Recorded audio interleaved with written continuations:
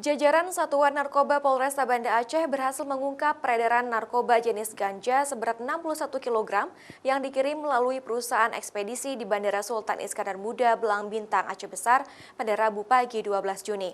Sementara itu, pemilik barang haram tersebut juga berhasil ditangkap petugas di wilayah Pidi Jaya pada 12 Juni malam.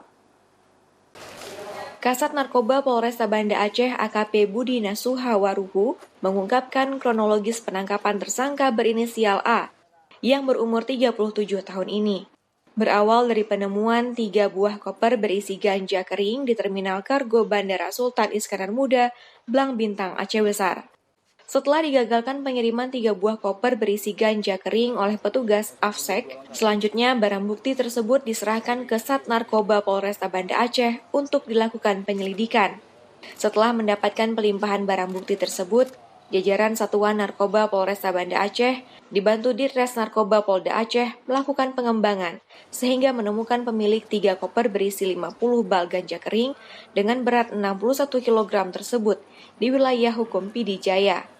Tersangka A kemudian berhasil ditangkap di rumahnya di Desa Sunung, Kecamatan Merah 2, Kabupaten Aceh Jaya pada Rabu malam 12 Juni 2019. Ada satu orang lagi yang kita kejar, nama dan identitasnya sudah kita ketahui. Kita sudah lakukan pengamatan dan penggerebekan kemarin terhadap rumahnya, tapi dia memang sudah ketahuan. Kita usahakan untuk dapatkan orang. Terlibat dalam jaringan ini? Sementara ada 2, tapi kita masih kembangkan lagi. Kita kerjasama dengan Polda tentang penerima yang ada di Jakarta. Sementara itu, dari pengakuan tersangka, ganja tersebut didapat dari Lamteba Aceh Besar dengan tujuan pengiriman ke Kota Bekasi.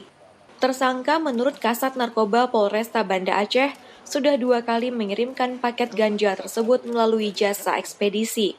Pengiriman pertama berhasil lolos dan pengiriman kedua ini berhasil digagalkan oleh petugas keamanan bandara.